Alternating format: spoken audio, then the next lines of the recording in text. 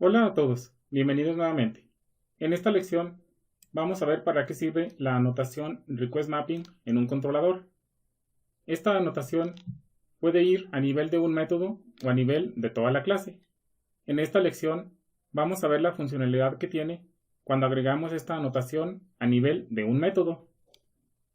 La anotación Request Mapping, cuando se incluye antes de la declaración de un método en un controlador, sirve para especificar la URL y el método HTTP al que estará mapeado dicho método. Este funcionamiento es muy similar a cuando utilizamos la anotación getMapping o postmapping para mapear un método a una URL. En versiones anteriores de Spring 4.3, la anotación requestMapping era la que se utilizaba para mapear los métodos de los controladores a las URLs. Posteriormente, a partir de la versión 4.3, se agregaron algunas variaciones de esta anotación. Las anotaciones que se agregaron en la versión 4.3 son las anotaciones getMapping, postmapping, deleteMapping, putMapping, entre otras. Si recuerdas, nosotros hemos utilizado la anotación getMapping para mapear un método a una petición HTTP tipo GET y estará mapeada a la URL que pasamos como parámetro, en este ejemplo diagonal lista. Muy bien, para declarar este mapeo a esta URL utilizando la anotación requestMapping, este sería su equivalente.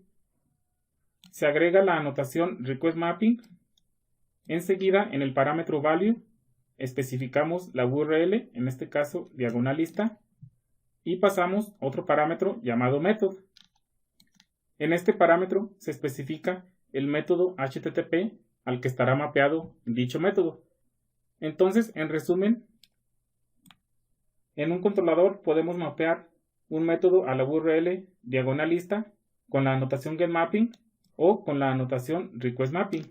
Bien, en este punto te estarás preguntando, ¿y cuál anotación debo de utilizar? La respuesta es muy sencilla, utiliza la que más te guste. En lo personal, a mí me gusta más utilizar las anotaciones que se agregaron a partir de la versión 4.3 porque es una sintaxis más corta. De hecho, a lo largo del curso, estas son las anotaciones que estaremos utilizando. Muy bien, entonces como puedes ver, existe también la anotación postmapping, que también tiene su equivalente utilizando la anotación requestMapping. Especificamos la URL y aquí lo único que cambia es el método HTTP. De la misma forma, tenemos la anotación deleteMapping y putMapping. Hasta este momento, únicamente hemos visto ejemplos con la anotación getMapping. Más adelante, cuando veamos los formularios HTML, vamos a utilizar la anotación postmapping. Respecto a la anotación deleteMapping y putMapping, estas anotaciones son exclusivas cuando estamos desarrollando RESTful Web Services. Por lo tanto, estas anotaciones las veremos cuando veamos este tema. Y en el caso de las anotaciones getMapping y postmapping, estas anotaciones se utilizan tanto para desarrollar aplicaciones web como RESTful Web Services. Muy bien, para que quede más entendido el uso de la anotación requestMapping, vamos a ver ahora un ejemplo más completo. Aquí en el documento tenemos un controlador llamado categorías controller. En este controlador tenemos tres métodos. Vamos a analizar el primero de ellos. Como puedes ver, tenemos el método mostrarIndex. Este método va a responder a peticiones HTTP tipo GET. Para esto, estamos haciendo uso de la anotación requestMapping. Estamos indicando que va a responder a la URL diagonal index y con el parámetro method estamos configurando para que responda a peticiones HTTP tipo GET. Como comentábamos anteriormente, toda esta sintaxis es lo mismo a si lo hubiéramos hecho con la anotación getMapping. Como puedes ver, la sintaxis es más corta.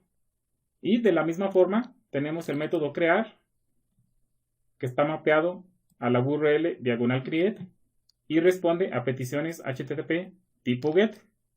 Y aquí tenemos el método guardar, que responde a peticiones HTTP tipo POST. Esta misma configuración la hubiéramos logrado con la notación postmapping. Muy bien, entonces en este punto ya sabes cómo mapear los métodos a una URL y configurar el método HTTP.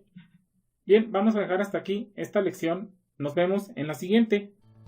Hola, si te gustó el video, regálame un like, suscríbete al canal y activa la campanita para recibir las notificaciones de los próximos videos.